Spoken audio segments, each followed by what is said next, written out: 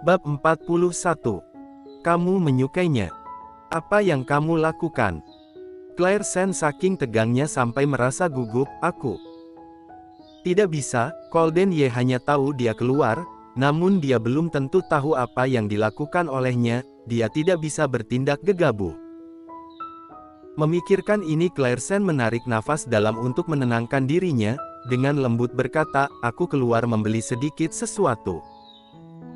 Ketika jam kerja meninggalkan perusahaan untuk membeli barang, hukuman apa yang seharusnya kamu dapat?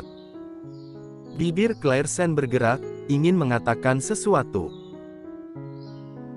Namun Arthur Xiao meliriknya sekilas, berkata, Yes Corp ada sebuah peraturan, ketika jam kerja tidak boleh meninggalkan perusahaan untuk urusan pribadi, harus mendapatkan persetujuan terlebih dahulu dari atasan, asisten Sen. Atasan kamu adalah Tuan Ye, kamu tidak mendapatkan persetujuan dari Tuan Muda Ye langsung keluar dengan sendirinya, jadi kami harus memotong gaji 1 bulan Anda sebagai peringatan. Mendengar ini Claire Sen langsung membelalakkan matanya. Memotong gaji 1 bulan. Namun, dia bekerja baru beberapa hari saja. Kalau memotong gaji 1 bulan, bukankah sama saja dia tidak akan mendapatkan gaji dalam waktu yang lama? Iya asisten Sen, ini adalah aturan perusahaan. Claire Sen melirik Colden Ye, berkata, maaf, aku tidak tahu, bisakah? Tidak bisa.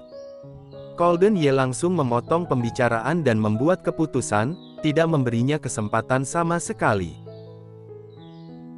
Baiklah, ini benar-benar kesalahannya, dia tidak bilang terlebih dahulu sebelum meninggalkan perusahaan. Selain itu perusahaan memiliki sebuah aturan ini pasti sama untuk seluruh pegawai di perusahaan ini, jadi tidak ada keluhan lagi yang dikeluarkan olehnya. Setelah itu Claire Sen menundukkan kepalanya melihat ke arah kakinya sendiri, tidak berencana untuk membela dirinya lagi.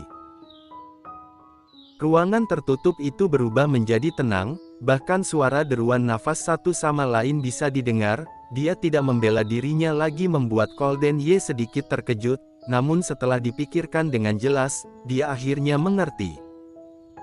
Wanita yang sangat gengsi itu bagaimana mungkin bisa memperdulikan gaji 1 bulan? Tidak berkata jujur, suatu saat nanti pasti akan ada waktunya kamu berbicara jujur.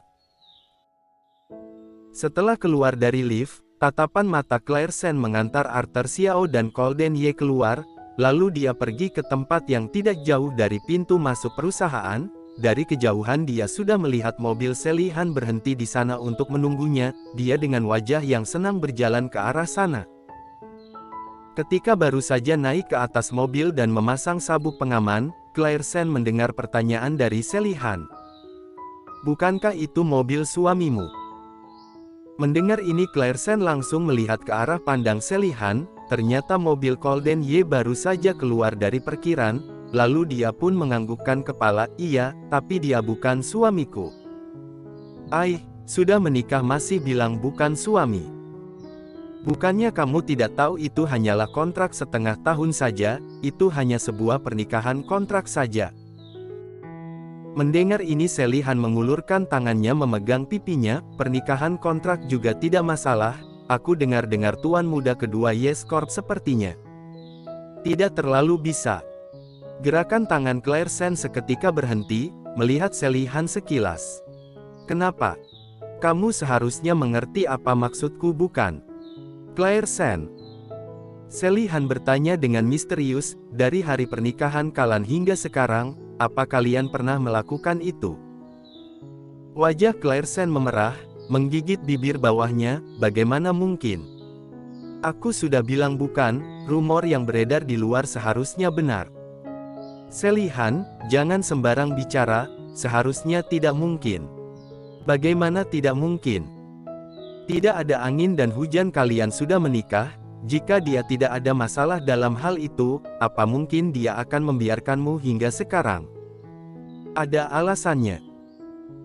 Dia melihat ke arah bawah, membuat orang tidak bisa melihat suasana hatinya. Dia memang tidak menyukaiku, jadi jika dia tidak menyentuhku adalah hal yang wajar, tidak bisa langsung mengatakan dia itu tidak berkompeten. Claire, kenapa kamu membelanya? Sally Han melambaikan tangannya dengan sedikit pasrah, apa kamu sudah menyukainya? Mendengar ini, Claire Sen seketika langsung membelalakkan matanya, tidak mungkin.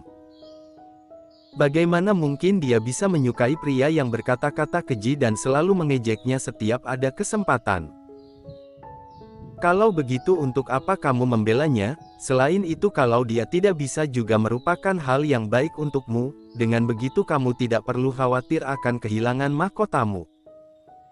Oh ya, kancing pakaian yang kamu suruh aku cari itu sudah ada sedikit gambaran. Cepat sekali. Claire Sen sedikit terkejut. Sally Han tersenyum dengan sedikit bangga, kamu kira tempat seperti apa keluarga Han itu? Berita kecil seperti ini tentu saja masih bisa didengar. Jadi apa saja yang kamu dengar?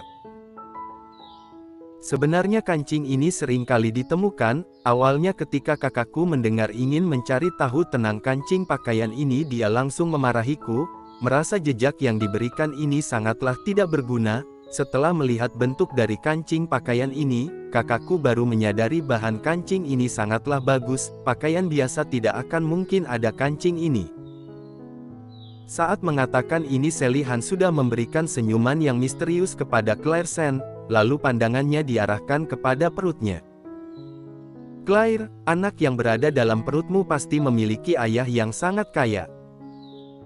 Mendengar ini alis mata Claire Sen naik, untuk saat ini aku hanya bisa memiliki informasi ini saja, untuk urusan lain.